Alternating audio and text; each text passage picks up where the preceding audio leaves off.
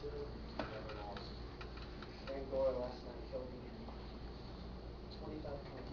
I had one guy that scored 41 points for me, but I didn't have him starting. Oh, It feels So running back, what's his name? 26. Best edge, or best or whatever, something. I moved him to starting this week. My roommate, he had me at shot like that, shooting for over 40 and like 2 yards. Oh, I know, that game's great. Yeah, sometimes I wish I didn't have a bench. It just makes me feel frustrated. Have a what? A bench. A bench. No, I thought he said the same I have to thing. start those features. I don't know. Bench? I thought he said.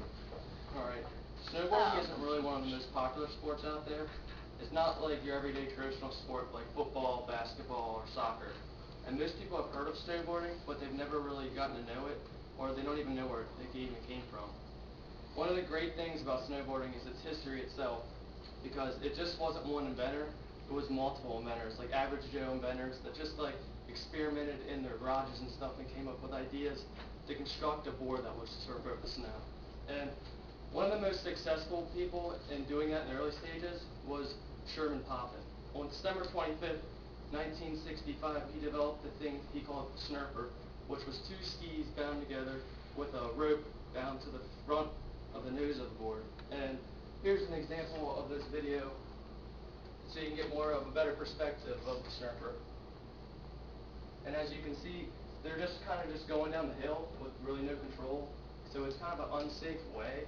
And this is one of the reasons why they kind of discontinued it, because they did sell it for a period of time.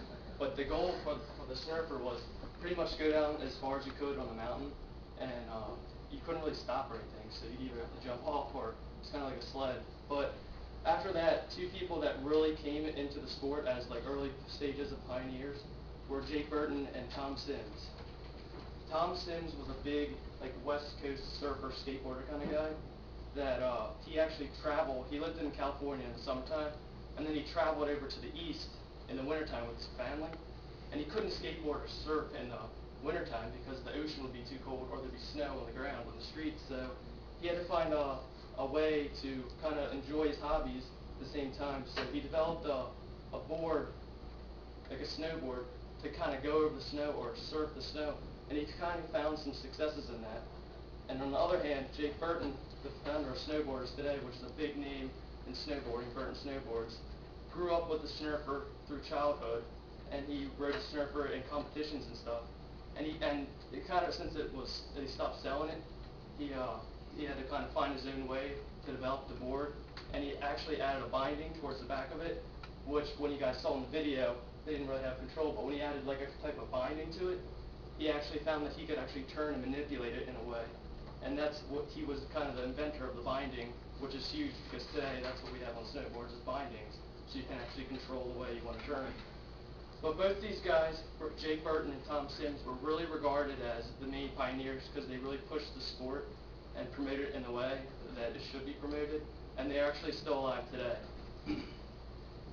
After all the remarkable development and progress of developing the board, snowboarding still had some societal issues and public problems in the public eye, because in 1986, 600 of the 39 resorts were reported even letting snowboarders on the mountains, so that was a problem for snowboarders. And then as time went on, like resorts started going bankrupt, and they needed ways to produce money, so they started allowing snowboarders actually on the mountains.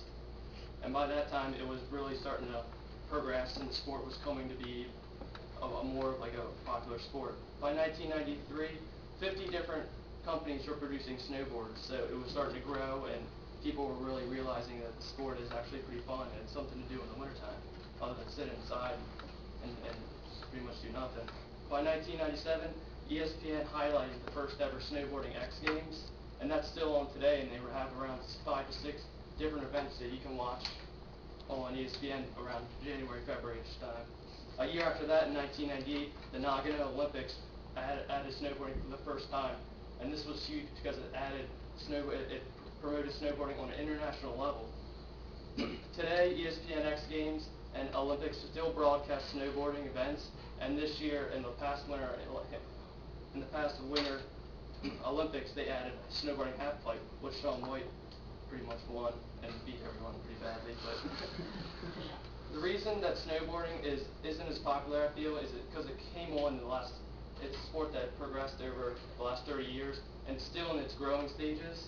And it's an action sport, so it's not like a traditional sport, like I said. And everyone can participate in it. It's not like there's a bench or stuff like that. So if you want to snowboard, you can easily participate in it if you have the right gear.